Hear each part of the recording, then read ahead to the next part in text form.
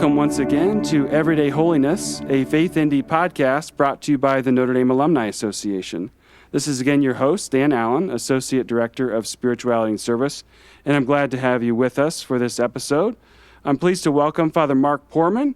Father Poorman is a 1980 graduate of the MDiv program at Notre Dame. He's the former president at the University of Portland, and he's currently an associate professor in the Department of Theology, known to many in the Notre Dame family. Father Mark, welcome to the podcast. Dan, thank you very much. It's great to join you. Really excited to talk with you. I don't always know the podcast guests, but you were the Vice President of Student Affairs when I was a student here, but I know there's so much richness there throughout your life, and you've done so many things, so I'm happy to dive into that.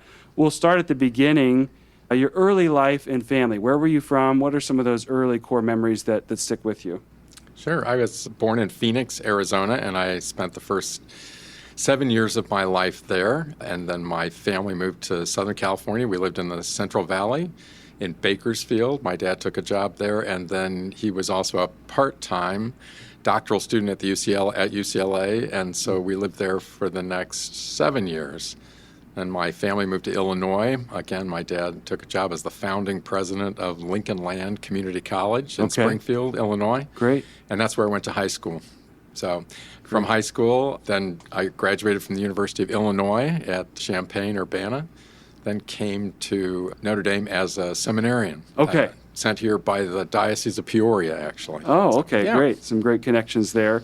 What do you remember about kind of your faith practice at home and, even seeing the faith practice in multiple locations around the United States? My mother was a lifelong Catholic, lifelong, if you will, Irish Catholic, Yeah. a little mix in there, but mostly in practice an Irish Catholic. My father was raised in the Methodist tradition and converted when he married my mother, and they had two very different takes on the Catholic tradition. Yeah. My mother was very devoted to the pious practices and made sure that we were in church all the time on Sundays, and my dad was a great supporter of all that and probably had a little bit more of an intellectual take on the tradition. Always appreciated the social teachings of the church. But I grew up in a very traditional Catholic household, although it takes a different kind of form and practice, especially in Arizona and California. It wasn't quite the same sort of ethnic practice that many people knew in the Midwest and the East when I was growing up. Yeah. So that's a little different. I went to Catholic schools except for one grade, second grade, which ironically was when I was Sacramento year. kind of key. Yeah. But I had great catechetical instruction through the parish, St. Joseph Parish, that we were there. An interesting little twist that I've discovered through the years, I'm one of the only Holy Cross priests I know who was never an altar server. Okay. Claim to fame, right? I can go on about it. In some ways, a great asset. Right. We don't have to go down that path. Yeah, that's right. That's right.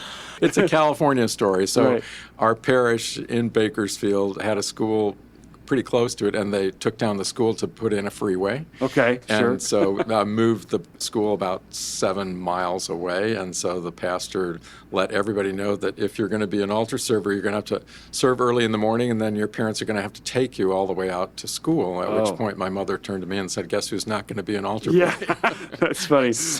My own Catholic school, grade school, was connected to one of the three parishes, but you had to be a parishioner at that parish to serve at the school masses. Oh, wow. So I was like, I guess I just saw my friends doing it, and I was like, I'm out of luck here, but got to serve in my own parish. So anyway, that could be tricky. In terms of priesthood, was that ever an inkling as a young man? Did you have good models of priests? Any encounters with Holy Cross? Anything like that? It's a great question, just because there's one kind of fluky part about my history, and that is in fourth grade, I suddenly got very interested in the priesthood. It was a passing thought. In fourth grade, my parents went to what they used to call a vocation fair. It was down in the Civic Center. This gives you an idea how popular religious communities were. They had to meet in the Civic Center for this vocation fair. They brought home a lot of literature, and I paged through it, and I was totally taken by Holy Cross, just because they had this giant golden dome in South Bend, Indiana, something that I had never even crossed my mind. Yeah. And they had a summer program for, believe it or not, guys in grade school. Wow. I wrote away, and I was all ready to go. And I can't remember what intervened, but I never ended up going. And then that passing thought didn't come back until I was about a junior in college. Okay.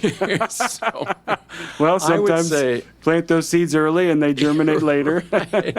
I would say in terms of religious models, I think I had the Sisters of Mercy from Burlingame, California in most of my grade school when I was at St. Lawrence Grade School in Bakersfield. They were true models of holiness and, strangely, academic excellence. They were great in terms of the world of ideas. I can remember thinking they were just an open, wonderful, renewed community. And they really, I think they planted some seeds in terms of religious vocation. They lived together as religious, and they actually seemed to like each other a lot. Right? That's good. Which is great. They had a reputation in the parish as being just great assets in terms of grade school teachers. And back in those days, most of the teachers in the grade school were Sisters of Mercy from Burlingame. So, yeah. And where were you in terms of the relationship to Vatican II and some of the outcomes of that or the changes of that? What was your own experience of that? I have a little anecdote, which is at one point, before all this unfolded with the altar servers, I was actually training for, about 3 weeks to be an altar server. And we were learning the Latin responses. Right. And somebody came in just literally into one of the third or fourth sessions and said, you know what, you don't need to do this anymore. It's all going to English. Wow. So it's a great sort of anecdotal expression of what you're talking about. The whole shift happened when I was about in third or fourth grade. Okay. I can't remember whether that was third or fourth, but that's obviously when I had to press the question about being an altar server, and my mom prevailed with other practical circumstances. Yeah. So, right. But I grew up liturgically in a church that was in changes. The Sisters of Mercy, for example, all left one May and came back in completely modified habits the following August. Yeah. So those kinds of things were happening constantly. Right. And gosh, in liturgical life in the Mass, we used to have what was called a commentator who was actually explaining what was going on. Wow. Strangely, we never provided explanations when it was It was in Latin. Latin. But as soon as it shifted to English, we had to explain what was going on. So we used to have a reader and a lector and a commentator, and I remember those features of liturgy at the time as being very distinctive because we were all sort of going through these changes together. Yeah. No, I remember now we went through some of the changes in the translation or something, and that felt significant, but nowhere near what I'm sure it was post-Vatican II and all that. Yeah. As you came to Illinois and coming into your own in high school, what are some of the gifts that you're realizing in yourself that maybe were precursors to what would lead to things next? I had great admiration for the Viatorians who taught me in high school. They're a smaller religious community. I think their provincial house now is in Arlington Heights, Illinois, and they had a couple of high schools, one in Las Vegas, one in Springfield.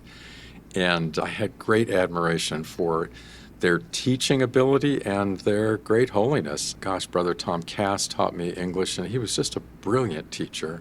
Same thing with Father Tom Peisers, taught me physics, totally devoted to not only the academic sort of side of the equation, but also just really communicated a lot of devotion to the church and a lot of personal holiness. And that really inspired me a great deal. Again, it's mostly in terms of passing thoughts, but I had some passing thoughts in high school. I thought that would be a great life. That's about as close as I got to thinking that God was actually calling me to it, but that I could see it was a great life that they were leading. Yeah.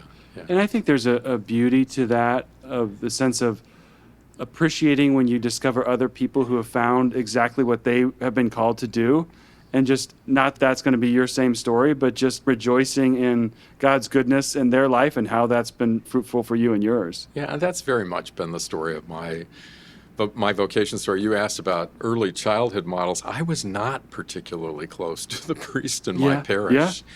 It was later that I discovered this, both at Griffin High School in Springfield and also when I went to the University of Illinois, which has a big, very active Catholic campus ministry. So it's those models that I could look at and I could say, wow, that really looks like something I want to do, I could do, and I want to do, and maybe I could make a great contribution. Yeah. So in terms of discernment to college, where did the University of Illinois come to play? Were there any other places that you thought about going? My father was founding president of Lincoln Land Community College in Springfield. It's its own great success story. He opened the doors with about 1,200 students, and these days it's about 10,000 students. So Yeah. it's really had, It's wonderful. it's a tremendous accomplishment on his part. And when I graduated from high school, I decided he's given his life to this thing. I really wanted to do it. So I started out in community college. Yeah. I loved it. I loved the experience of being with lots of other students who had a lot of different kinds of academic callings. Some of them were vocational technical students. Some of them were non-traditional students. Some of them were sort of on a fast track to transfer like myself. And I just enjoyed the mix a great deal. And I had wonderful experience with that and took a lot of sort of my core courses there and then transferred to Illinois my junior year. Then graduated from Illinois. I was an English major. I like to tell students around here that I was in the Major of the Month Club. I was I was really straddling between science and liberal arts, Right. kind of back and forth, and really decided in my junior year that what I loved doing was reading books and talking about them. So I was an English major at Illinois. That's what I graduated in. So. And you mentioned that this inkling towards priesthood came back around at that time, or even maybe with the congregation. Take us through that development for you. But Illinois still, gosh, you'd have to check my facts here, but Illinois still has one of the largest Catholic campus ministries in the country. I think it goes back and forth with Texas A&M. Texas A&M, yeah, I remember they played us and were touting that as their Huge. yeah, it's amazing. Huge operation. And with student priests who were studying at Illinois for doctorates and students and priests who were assigned there by the diocese, Sure. I remember that we had 6 or 8 Wow. priests on staff. Wonderful. And then a huge staff. And in those days, they had a whole male residence hall that was attached to the Newman Center. They've since built another one, another female hall. Yeah. So it's a big locus of Catholic programming and Great. Catholic activity. And once again, this was a chapter in my life where I kind of discovered and rediscovered that my faith really is critically important to me. And once again, as I mentioned before, I saw models of people who were devoted to bringing college students along and having them rediscover their faith. People like Father Bill Watson, who's now deceased, but just completely dedicated to the whole premise of campus ministry. And that was really a great turning of my head and heart. So that's my junior year. By junior year, I really thought this was a possibility. I actually took the summer between my junior and senior year and went to one of these come and see programs Sure. during the summer. It was Sure. actually with the Oblates of Mary Immaculate. We all lived in Omaha, Nebraska, Okay. and had worked volunteer things and lived together in community. Yeah. And while I didn't decide for the Oblates, because they do a lot of work with Native Americans and reservations, and I just thought, I don't think that's my calling, it was definitely a big, clear view of what living in community would be like. So I came back my senior year, and I continued to have lots of friends, dated, all those kinds of things. But in the back of my mind, I just thought that this was something that was a distinct possibility. And I started moving on it ever so gently and gingerly at probably my March of my senior year. Okay.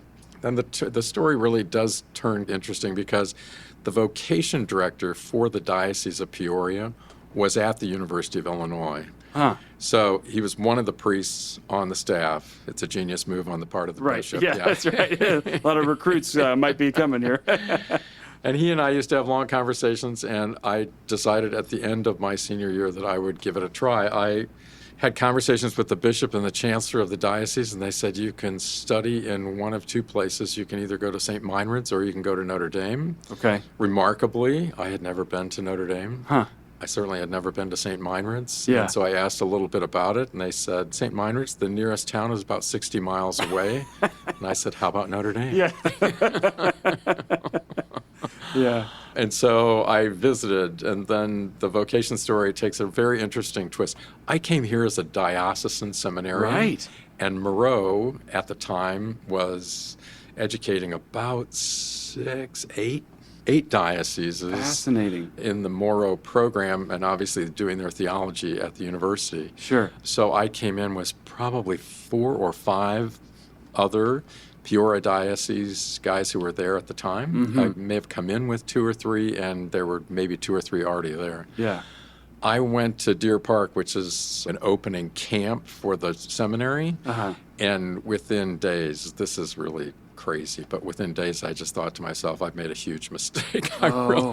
This is when I saw Holy Cross, a very inspiring religious community, and even then I wasn't even familiar with all the work that they did. And then slowly in the course of what really was my candidate year, I came to understand this really put together 2 of the great loves of my life, which is education and service to the church. So I made the move in March of my candidate year and drove over to Peoria. And the diocese couldn't have been more gracious and understanding. They said, gosh, we're just delighted that we could play a role in you finding your vocation. Sure. Not every diocese would respond like that. Right. Yeah.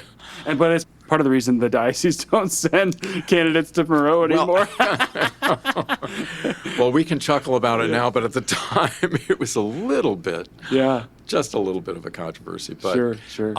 My own view is that bishops pulled their guys for other reasons. But Yeah, well, and there's lots of different paths towards priesthood, and you want ultimately people to choose that for the right reasons. And That's right. And if you feel like you've made a mistake, that's not a good vocation to continue, and that would make a good priest to be an unhappy one. And it wasn't this profound, oh my gosh, this is the great misdeed of my life. Right. It was more discovering I had been more or less shopping religious communities anyway. Yeah. I kind of knew what the deal was, but I hadn't seen Holy Cross up front and close, and that made a huge difference to see a religious community populated with lots of guys with vocations. At the time, the numbers were very strong. It just felt like it had a great future and a great mission. Yeah. When you mentioned the Sisters of Mercy really getting along, and not that every religious community, it's a family, and so not everybody gets along swimmingly, but that's always been my encounter with the congregation, is a lot of people who get along and care about each other, and they don't always think the same or practice their ministry in the same ways, but it really does feel like a family. I think that's right. And I also think these are very detectable things, especially for somebody who's discerning a vocation. It's very striking when you see members of the religious community actually enjoying each other's company. Yeah. It sounds so fundamental that you would think it's uninteresting, but the truth of the matter is it's a big head turner, it's a big heart turner. Yeah. We sometimes in our own vocational recruitment remind each other that there's nothing more compelling than a priest or a brother in the congregation that actually enjoys what he's doing and also the people he's doing it with. Yeah. That might be the greatest testimony of all. You can do as much literature and social media as you want, but that's probably the thing that really turns heads and hearts. Yeah. So. No, it shines through, and it trickles down into your ministries at Notre Dame and other universities. The different apostolates is like, these are men who care for each other.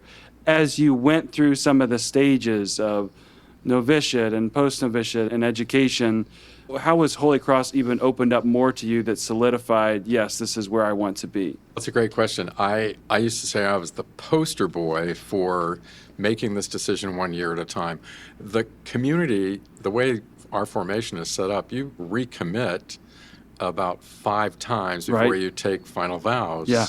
And when I say I was the poster boy, I actually took that for what it was worth, even at face value. And year to year, I would redo this discernment process. And the truth of the matter is I fell more and more in love with the community as it went on. The decisions actually became easier as I invested more and got more from the community. So if you look at the whole arc of the vocation and how it unfolded, I took advantage of the fact that I could opt in or opt out, I suppose, year to year. And I took the discernment process seriously. I thoroughly enjoyed studying theology, for example. I liked the Moro life was much different than it is now. It's probably a little more regimented now. There was a lot more sort of freedom built into the program at the time. But theology itself I was very taken by studying theology. I hadn't really studied it before. I took a few courses at Illinois through the Newman Center. It was a really interesting sidebar, which is University of Illinois grants credit for Catholic theology courses that are offered through the Newman Center. Oh, great. So I took a few, especially in ethics, and that's a really important sort of base for me to think about things. But Right. studying theology was that was something that I really actually enjoyed in the MDiv program. And I believe in it. Yeah, I think you know that sooner or later I came to direct the program for 7 years. Right. I just filled in last year as interim director again. I love the design of it, both for the lay students who are in it and the Holy Cross seminarians and brothers who are also in it. It sets a certain tone for the way we're going to minister. It creates lay colleagues almost from the outset. Yeah. We are regularly commended. It may sound like a strange compliment, but we're regularly commended for being quote unquote normal and comfortable with the people that we serve, our parishioners, our students, others. And I think it has everything to do with setting the table by studying shoulder to shoulder with lay people. And I also think it serves them in a big way, too, to understand how to do theology and how to practice pastoral ministry as well. Yeah. I've spoken about that on the podcast a number of times, that I'm a product of that on the lay side, and just an appreciation for what that was, both for my own life, but also for the seminarians with whom I got to study. When it came time for final vows and ordination, was there any last minute, I'm not sure about giving up other, marriage or other aspects of life, or was it like, no, I've discerned this well and I'm ready and I'm going forward with joy? There was a momentary bump in the road. Yeah, near final vows. It was, maybe a month or two. The community constantly was reminding us of when these petitions were due and when this thing was due. I wanted an extra month or two. I talked to the House Counsel at Moreau about it. But the hesitation was mostly a lifelong commitment. Like most people who think about these things, including marriage and other things, this is going down one path actually closes off another. And those things, when you are 24 and 25 years old, look a little more daunting. And I think there was one bump in the road. But I was mostly a stance of gratitude when I came to final vows. I had done a lot of different things at Moreau. I'd done youth ministry and hospital kind of visitation. I worked 2 summers down in Appalachia with the Holy Cross Brothers that were down in Harriman, Tennessee. All of that kind of gave me a strong sense that this was really something I could confirm in my life, but there was a little hesitation there. Like I said, I probably articulated it as a bump in the road. Sure. Well, I think everybody who's honest about that, before you take vows, you're like, this is it. And you don't want to go back. You don't want to have the pain of that kind of situation. So it's important to discern it well. When it came to the day of your ordination, and you had the sense of like your family being there and the people who had led you and surrounded you, what was that like for you? Both of those big moments, final vows, September of 81, and ordination in April of 82, those were big high points in terms of my life and my memories of it. I was ordained with Father Bill Beauchamp and Father Austin Collins. We were remarkably, as an ordination class, we're all 3 still here. We've spent a great deal of our time at the university. And I think that by itself was a really important thing. So at the time, I had served as assistant rector in Dillon, and Bill Beauchamp by that time had started to work with Father Joyce, others, and it felt like the most natural thing in the world for us to be in the Basilica of the Sacred Heart and be ordained there in a place that had played such an important role for the previous 5 or 6 years. It was a great time of joy. My family was there, and other families were there. Big party. These are the days of massive celebration. I think we may have had 150 priests there. That's a long laying of the hands. It was a lot. It was a lot, It was a lot, and it was a great joy. Great joy. That's wonderful. Yeah. And I know, you take the vow of obedience, and that comes into play. What was your first ministry assignment? Were you excited about that? And what transpired there? Very much so. After all the things that I did at Moreau, we all used to have a pastoral year. It was called a regency at the time, but these were pastoral experiences that were right before final vows. And in all the things I had done up to that point, I'd never done anything on campus. I've done some sort of work with, like the catechumenate and things like that, but I'd never been on campus. So they said, would you like to be, at the time, RA in Dillon Hall, and then I was promoted, I suppose you could call it that, to assistant rector second semester. So I served at Dillon Hall as on the staff. That was my pastoral year, and then my first real assignment as a deacon was to St. Joe Parish. Okay. That was hugely important to me. It really, talk about setting the table, it really did set the stage for pastoral involvement. Great honor for what goes on in parishes. Parishes, well run, are they're just tremendous assets to the church. I was there with Paul Doyle as pastor. I learned a lot of things from Paul. Yeah. Paul is still called the pastor of South Bend. He sure is. That was really From important. Virginia. Yeah. So after my deacon year, then they asked me to come back to Dillon Hall as rector. I have talked to candidates and postulates about this. My own view of obedience in Holy Cross is that it's a very dialogical thing. Yeah. I think most people from the outside think we are just going to receive an envelope and say, guess what, you're going to Goodyear, Arizona, and it's all set. But I have always experienced it as we talk to superiors about where we think the deployment of our particular gifts and ministries are, and I think the assignments are made pretty reasonably. I think people knew that I loved my time in Dillon, so I was assigned to be rector of Dillon. At the time, I was very young, and there were some people in the community who were a little skeptical. Yeah. That's fine. Sure. So I did three things in my first assignment. I was rector of Dillon. I also worked in campus ministry, and then I also taught a freshman seminar. I taught a course called Theology and Story, which is mostly theology and literature. And of those three things, which I did for the next 3 years, I decided that really what I wanted to do was continue to teach. So I knew I was going to have to go to graduate school. And after 3 years in Dillon, then I went to graduate school. Okay. But the first assignment, Dillon Hall. Yeah, that's great. You have a lot of fans of Dillon Hall. If they hear this I got to podcast, tell you, they're very loyal. Dillon Hall, I still have a warm spot in my heart for all those dirt balls. That's right. That's fun. So oftentimes in Holy Cross, after ordination, a first assignment, and then some do go on to further studies. Right. So how did you come to that decision about where to study and what to study? It's a great question. Of the many things I studied in the MDiv, the thing that really captured my interest was ethics. I hope you'll understand I'm not just pandering here, but Father Malloy was a really important teacher of mine in the MDiv.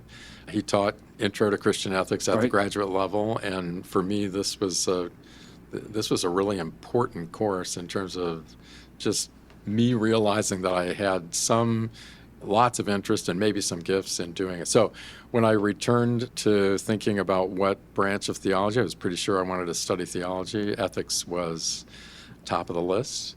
I love the applied aspect of it. I love the practical aspect of it. I think it's where a whole lot of people applied their religious belief in how they act day to day and who they're with and the kind of decisions they make and the sort of character they're becoming.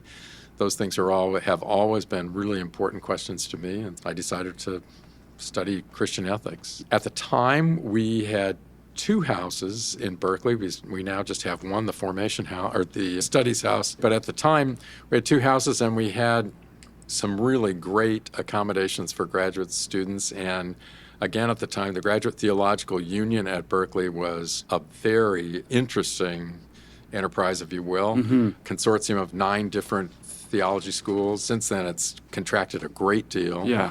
So I decided for the Graduate Theological Union in Berkeley and living in our house of studies there. So I was there for 4.5 years doing the PhD. Yeah. Great. What was that experience of being a priest and a PhD student? How did you balance those two things? I signed on with a parish out in the suburbs of the Bay Area in Lafayette, California. I was at St. Perpetua's Parish for the whole time I was there, and it kept me very close to my priestly identity, and these were people who really appreciated the Holy Cross connection. As usual, they really appreciate our School connections, probably top of the list was Notre Dame. That always speaks well to parishioners of every stripe. And so Right. I had a lot of, there were Notre Dame graduates in the parish and felt very much at home. At the time, I was probably kind of a cool young priest, and so I worked with the youth ministry Right. group. Sure. And Yeah. but there was a full-time youth minister, and I was just along for the ride, and we would do all sorts of interesting things, ski trips and beach trips, and it was Northern California. Yeah. A lot of fun, Yeah. and it really fed my sense of priesthood and my calling to the priesthood. So Yeah. it was not something I had to work at all. Right now, just as a side issue, the community's asked me to support the guys who are in studies, exactly at the stage you described. And sometimes they can fit right into a place where they feel at home as a priest. Other times they kind of have to work it a little bit. But Right. it was just easy to slide right into St. Perpetua's Parish, and I was there for the next 5 years. Yeah. And Oh, just thoroughly enjoyed it. Such a great stab at. Yeah, because it can be kind of a lonely existence when It you're can. just diving deep into the books and Well, trying to write. And graduate school in general, you have to sign on to a lot of quiet time, a lot of alone time. Yeah. I jokingly call it chasing footnotes on weekends, and that's kind of what you're doing. Yeah. So And I know that once you get the PhD, there's a path and there's jobs out there and institutions and tenure track and all that. So how did you kind of get into and navigate some of those early stages of academic life? when I was finishing the PhD, I had serious questions about whether I wanted to go on tenure track or not. Okay. It's a pretty demanding life, and there is a lot of chasing footnotes on weekends. But I think in the end, I made the decision to go on tenure track to do the research and publishing track along with teaching, knowing all along that the teaching meant the most to me. Okay. It's interesting these days. I have said to people, it's so interesting that Notre Dame has branched out in terms of the kind of faculty appointments that can be made here. Right. And one of them is a teaching professor. I'll bet you if it were there at the time when I was finishing my PhD, I probably would have seized the opportunity. But went on tenure track, and I did enjoy the research and the publishing I did, although I don't think I knocked it out of the park in terms of that aspect of the tenure track, but always loved teaching, and teaching comes so naturally to me. I come from a family of teachers. Sure. And I just loved the teaching, and I did research and publication for the requirements of tenure. And then, so when the opportunity came up to interview at Notre Dame, then I gave a job talk near the end of my PhD and was very gratefully hired at Notre Dame in the theology department. Yeah. So joined the moral theology area of the department. I'm still in it. Yeah. And I just thought I had really arrived. I really enjoyed that. You certainly had a gift there. I mean, I remember even when I came to Notre Dame, it was Father Poorman's class is very popular and very hard to get into. And I tried a couple of times and was unsuccessful, but it seemed like you just had a way with connecting with students and teaching in the way that brought you joy, but also really touched students deeply. It means a lot. Thank you very much. Flattery will get you everywhere. That's right. That's the truth. I was like, I can't ever get a good dart time or whatever to get into this class. I taught a couple of courses that became signature courses later on. I continued to teach even when I went into senior administration because I just thought it was so important to my identity as a teacher and a Holy Cross priests who had signed on to the faculty that I continued to do that. So I used to have a couple of courses. One was contemporary issues and Christian ethics. The other one on Sunday night, because I couldn't teach any other time when I was in administration, Sunday night, which was relationship sexuality in the Christian tradition. And I still run into alums on football weekends who call to mind something that I said or taught them, sometimes, with a little embarrassment. Right. I know I don't remember saying that. I remember you said, okay, I'll have to take your word for it. Okay, I guess. So as you're going into those things and finding a lot of life in teaching, when does the call or the ask to administration come along, and how did you handle that? Well, I think sometimes people I think I'm making this up, but I'm not. About 3 weeks after my tenure was announced, Father Malloy and Father Beauchamp came to me and said it would be great for you to get some administrative experience, and would I be interested in serving as Father Beauchamp's executive assistant. I did that for a year, and then I was Father Malloy's executive assistant for 2 more. So I got an introduction to senior level administration as their assistant for 3 years. And so it really was an invitation to think about it. It was certainly something that I could have turned down if I wanted to, but they offered it as an opportunity, and I thought, this is a great thing. I've also enjoyed some success as an administrator in the past, and I knew that I liked organizing things, and I really wanted to see how the university worked, and especially a broad view of that. Yeah. So, yeah.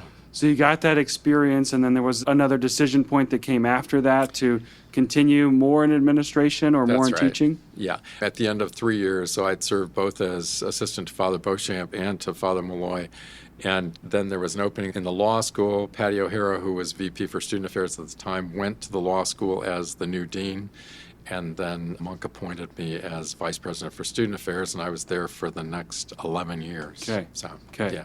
And you had some experience in the residence halls, That's so right. that's, in campus ministry campus and ministry, a right. number of things in student affairs. What were some lessons of those years and important moments of those years of leading in that leadership role as vice president for student affairs?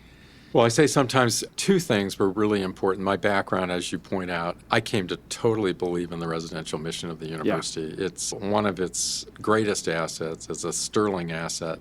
I really believe we are doing valuable formation work there, both in terms of personal development, emotional development, even intellectual development, but I think spiritual development it's really second to none. So I was a big believer in the residential tradition.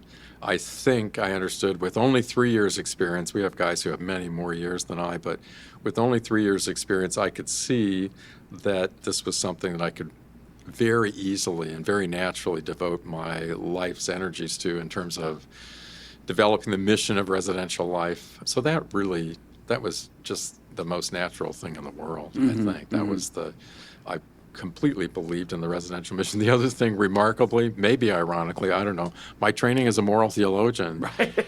And conduct and ethical decisions. People think, that that student affairs is mostly about correcting conduct, but that's not what I mean. I mean, especially having a certain view of the human, having a certain anthropology, enjoying being around people and watching them develop.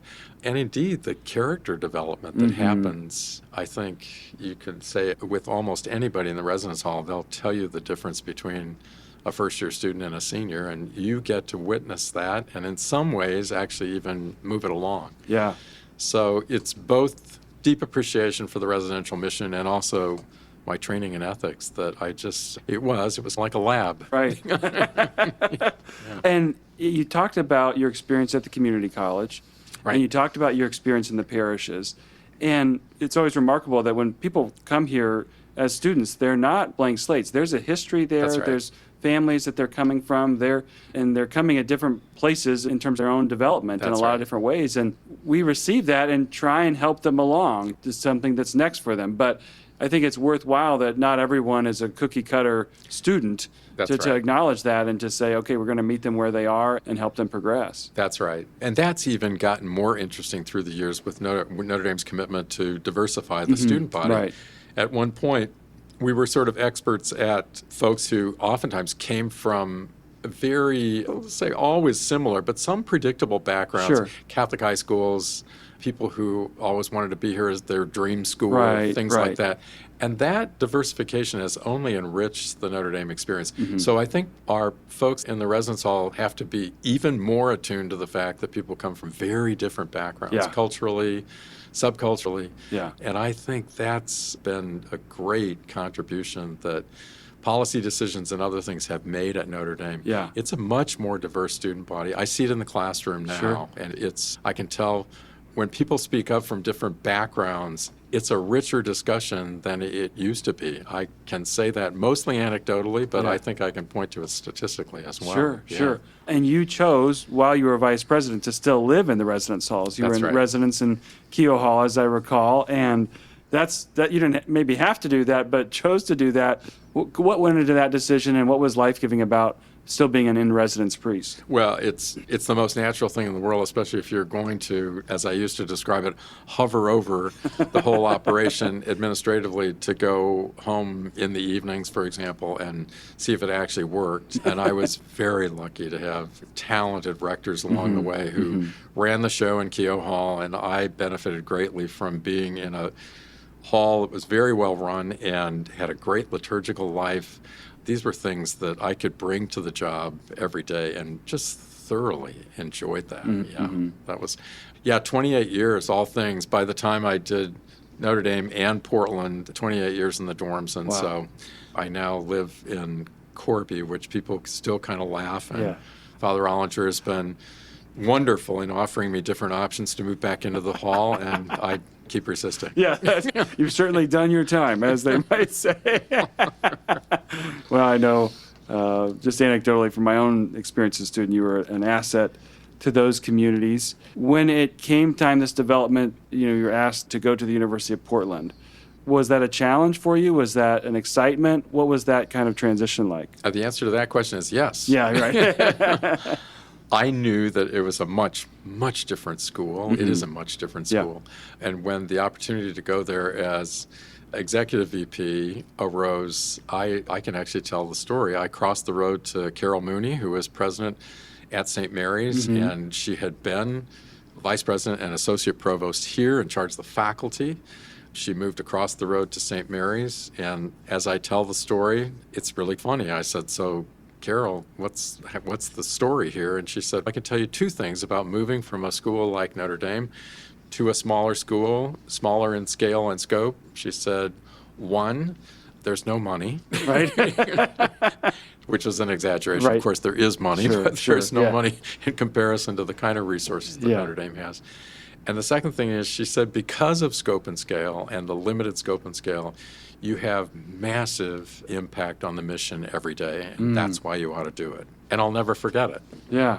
And Carol Mooney across the road had tremendous impact on St. Mary's. Right.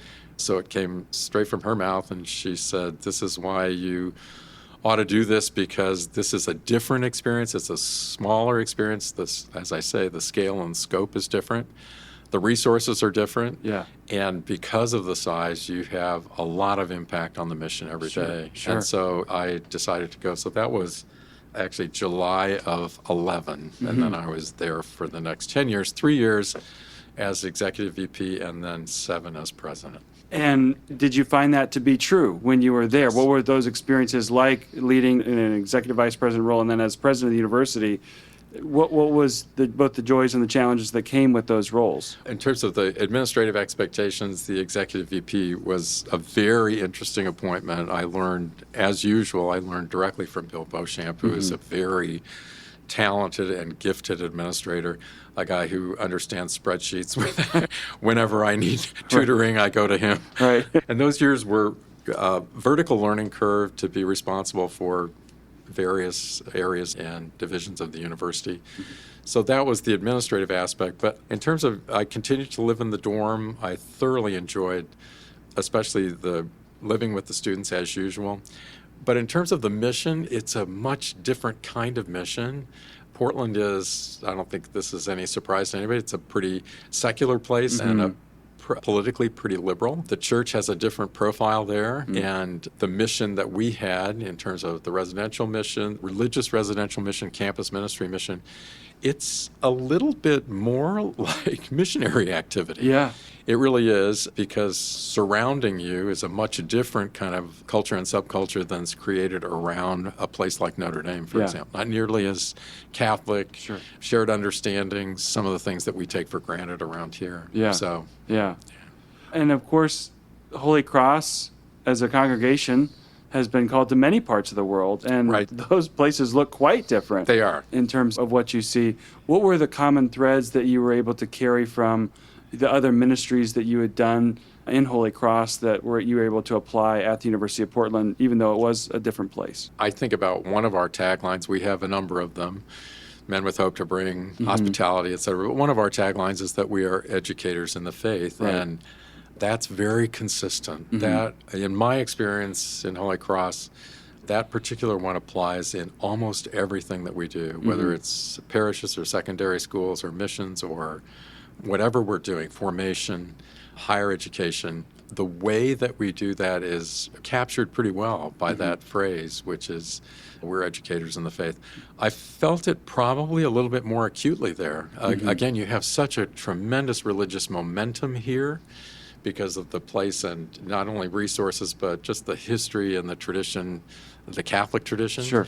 In a place like Portland, you are keenly aware that you're bringing people along from point A to point B because there are not the same sort of strong shared understandings of Catholicism that you get in a place like Notre Dame. Yeah. Well, I think it's important too. I mean, I've certainly heard people refer to Notre Dame as Catholic Disneyland or something where it's easier. And I, even as a member of the community with my own family now, there's so many rich and vibrant parishes and it makes it easier. But I think there has to be an acknowledgement that other parts of the United States and the world, that is not the case. And some people feel like they're in mission territory, whether they're in ministry or parishioners there, and it's important that we're mindful of ministering in all places to all people. And I don't want to overplay the secular nature of Portland. Sure. But one does have a strong sense that you're making new paths and with a number of people. It's pretty welcome on campus, but you're also, as I said, it's a lot of basic catechesis, but I kind of check myself here because these days at Notre Dame, we're doing a lot of basic catechesis. As you know, it's the second generation that really hasn't grown up with strong catechetics and teaching theology as I do. I feel it almost daily. Sure. Yeah, well, and it has to be in every generation and every place reset and reproclaimed. And exactly. Like we have to take up that mantle. So as you get to the sort of end of your tenure in Portland, I mean, sometimes you think about, well, you're the president of a university. That's as high as you go, and then you become president emeritus and just relax after that. Why in the world did you come back to teach? What was the part of that decision to, like, I still have more to give and want to teach at Notre Dame again? That's both. I did feel like I had more to give, more gas in the tank, and I wanted to return to my first love, and my first love is teaching, and it's proven itself to be definitely the case. I had a long lunch with Patty O'Hara, of all people, who's been very influential in my own life. Yeah. And we were right over here at the Morrison, and she said, "You're not going to believe this. This is teaching after administration is just wonderful." And I'm like, okay, but she did after her stint in the law school as dean. Right. She then rejoined the faculty of law and taught. Yeah. And she's always been a brilliant orator, a brilliant teacher. But she was one of the people who was really instrumental, just saying, "Mark, teaching after all of this, you just feel like you're so close to the core mission of the university." And I do. Yeah. It's thoroughly enjoyable to be with our students. You know that they're smart, they're fun, they're very committed, they're interested. I always feel like I've been completely spoiled in classrooms at Notre Dame, especially, where students are they're so ready to engage. Yeah. So I think giving a little really gets a tremendous kind of response and result. Yeah, and there's such a hope that's there in the promise of new students every year. And while a lot of our stories have been written as we've taken vows and made vocational decisions and things have happened, these young people, oh my gosh, all these doors are open and you're helping them step through some and close others. And there's just nothing like it being with students in that time of life. Yeah, that's very nicely put. We joke sometimes that we get older and they stay the same age. Right. So actually it's interesting to track my own responses to some of those questions. And the cultural questions are new and different. Sure. Every generation, they're much different than they have been in the past. But the kind of questions that you just mentioned are the ones that are always on the table. How shall I spend my life? How shall I live? What is the good life? Those are things that you just have. I have tremendous opportunities to at least make some contribution to those questions. And that actually stays fresh fall after fall, spring after spring. So in answer to your good question, I really welcomed the opportunity to rejoin the theology faculty, and they've been great. As colleagues, they've been terrific. They know I've been down the road and I'm back. Well, and it has a strong tradition of being a very strong, very highly rated theology faculty. I was certainly a beneficiary of so many wonderful professors there. What has been your experience of coming back and rejoining a faculty who's strong in a lot of areas? I'm so impressed by them. This designation, which is 2 years in a row as the number one department in the world, I see it every day. These are scholars that are totally devoted to what they're studying and not only communicating the knowledge, but actually creating the knowledge, which is really, that's, I think, what puts them in sort of the first slot. They're great colleagues. They're wonderful to be with. I think one of the most distinctive features of scholars like that is true of this department, is that they all love teaching too. Yeah. And they love teaching undergrads. They love teaching MDiv, MA students, MTS students. And they're fully capable of making huge impact on the PhD students and shaping the discipline of the future. It's just a great honor to be back in and among them. And they've been great. They've welcomed me open arms, and I'm really delighted to be back. Yeah. Well, I'm sure you're an asset to them just in your own experiences, not only in teaching, but administration, how to navigate life in higher education. Yeah, It can be sometimes when they're up against budget crunches, they look my direction and they're like, don't look at me. I don't have to do that anymore. So you mentioned that ethics has been sort of a guiding light for you in your area of theology. We live in a complex time and in complex ethical questions. Where do you think the Catholic Church still has something to offer and say in the face of some of the challenges of our day? I think the Catholic Church has a tremendous reservoir of important teachings to communicate to people these days, Catholic and otherwise. I teach a required course called Character and Conscience, Applied Christian Ethics. It includes a lot of case studies. I spend the front half of the semester talking about character development and the back half of the semester sampling some of these issues. I do some things in bioethics. I do some things in justice issues, some social ethics. So to do all that, I kind of set the thing up so that people are disposed to the character questions, the developmental questions, the how to be a good Christian, and then we test that against bioethics, sexual ethics, social ethics. And I think by the time we finish the course, people have a sense that their tradition, especially if they are Catholic, is even richer than they suspected, and it does indeed continue to speak directly to some of the most pressing issues of our time. So we take up the controversial ones just because they make for great discussions, but I also think people learn something about the tradition. The tradition has a lot to say about those things. So in bioethics, we're talking about IVF, and we're talking about genetic engineering, and we're talking about in sexual ethics, we're talking about contraception, we're talking about homosexuality. In social ethics, we're talking about capital punishment, and we're talking about immigration. These are all flashpoint issues. We all know it. It's great to see how students engage with the Catholic tradition, especially the Catholic tradition. Sometimes I will veer off and give some other Christian perspectives, but especially Catholic teachings. I think the upshot is that oftentimes they're very proud of their own tradition to see that, indeed, Catholic teaching has a lot to say to the things that are going on right now. Yeah, and I mean, there is a tendency sometimes to curl up in a ball or wall ourselves off in a cocoon from all the complex things of the world, but I think the courageous decision is to put out into the deep and say, no, we're here. We're going to face some of these things head on. Even Pope Leo's latest encyclical. Okay, AI is a pressing issue, and what does the Catholic Church have to say about this new technology that didn't exist some years ago? Exactly. I was sharing with some Holy Cross guys that I'm actually putting together a new course. I've got a series of different courses that I regularly teach, but I'm putting together a new course on virtues and vices. And they kind of chuckled, and I said, yeah, I know what you're thinking. Lead with the vices. They're much more interesting. Right. But the truth of the matter is that it's hard to imagine topics that are more traditional in terms of Catholic teaching. I mean, 7 deadly sins or the 7 capital vices. Again, it's very hard to imagine what could be a more traditional topic.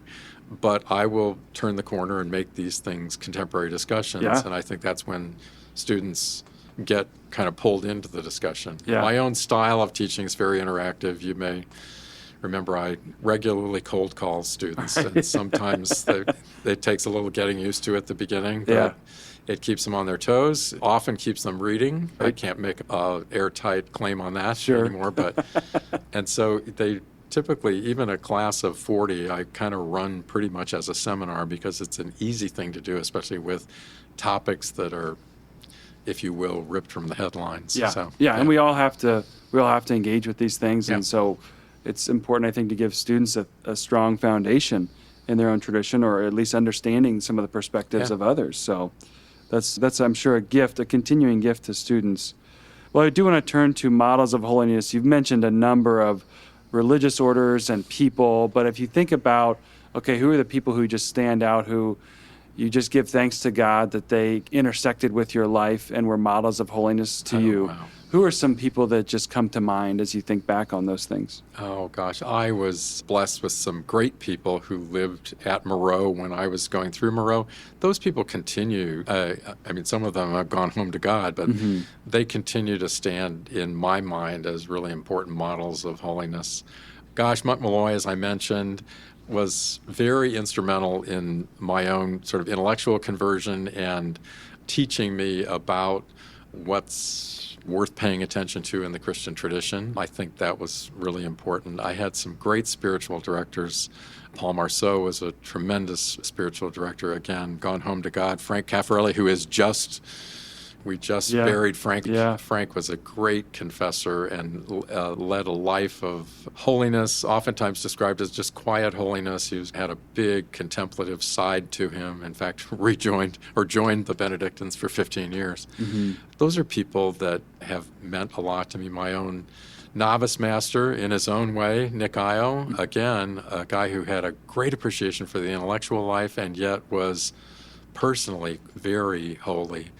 I think those are some of the people in the community that have meant a lot to me. Paul Doyle, because Paul has been such a tremendous pastor. You and I laugh about it, but it is not an exaggeration to say he's pastor of South Bend. That's right. Just hundreds and hundreds of people who just continue to use him as a sounding board and as a confessor and somebody who's just got a lot of packed wisdom in everything that he says. So there's a couple of them. I'm probably forgetting some really important ones. But going back to the Illinois days, Father Bill Watson was a guy assigned to the Newman Center at Illinois, and the way he did campus ministry was a thing that probably for the first time in my life I said, I could be that kind of priest. Okay. I hadn't had tremendous modeling up until that point. Except for the Viatorians in high school, I certainly loved watching them as well. But those are some of the people, if I look back over my life, those are really important people in terms of shaping the way I think about spirituality. Yeah. And life gets busy and you don't always have the chance to look back or give thanks. Sometimes it's opportunities like this of sharing a story or life's transitions where you can look back, and there's just a lot of grace there. There's a lot of good grace in all of our lives that, like I said, we don't always bring to mind, but it's good to do so. And in terms of your own pursuit of holiness, we're works in progress, as I often say, but what have been the practices that have helped you maintain or reconnect a close relationship with God? You know, the one non-negotiable, this is really interesting. It came into full flavor, especially when I was at Portland, living in the president's house by myself. I had complete control over my day up to about 8 a.m. Right.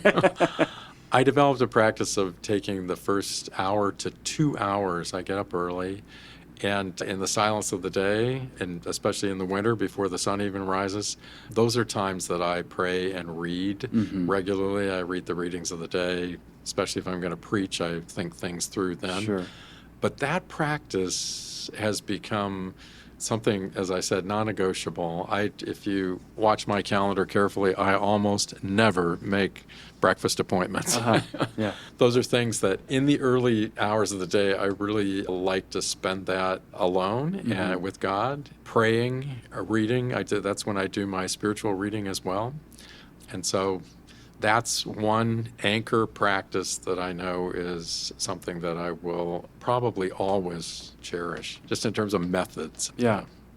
Thank you for sharing that. It's a good reminder that we all sometimes make the excuse of why I might be too busy to make time for prayer, but yeah. even someone with a busy schedule like a president of the university, you have to make that time. do. Otherwise, you're going to be unbalanced the rest of the day. I actually feel it. If for some strange reason I have to be up really early, up and out really early, and I have to minimize that or even just move on, I can feel it in the course of the rest of the day. Yeah. So that's mostly in terms of method. I don't know, in terms of content, I'm very attracted to the apostolic dimension of our community. Those 2 hours might be my nod in the direction of contemplative. Sure. The rest of the time, I'm very engaged by what I'm doing and who I'm with. I'm inspired by my own brothers in Holy Cross. Many of them just offer tremendous witness in the ways that they've lived out their religious life. So that's one thing. People who are close to our community, our charisms, our constitutions, and really are interested in living well as Holy Cross religious, that is a very inspiring thing to me. But being with the people that I'm charged with in terms of apostolic activity, students especially, students are top of the list, but others, friends, colleagues, and around here, we live a life of just incredible privilege by the people that we are surrounded by. And I take great inspiration from them. Yeah, thank you for sharing that. I think you've been one of those people to so many, whether it's here at Notre Dame, University of Portland, all these places. You just always struck me as a person who enriches the communities that you're a part of, and certainly enriched us, the Faith ND community, by being part of the podcast and sharing some of your stories. So thank you for all that you do for us, and thank you for taking the time to talk with me today. Thanks, Dan. It's been a great pleasure to talk to you. Thanks for the invitation. Absolutely. Well, that concludes this episode of Everyday Holiness. As always, we invite you to subscribe, to rate, to share the podcast as you will if you enjoyed this story or other stories that we're sharing.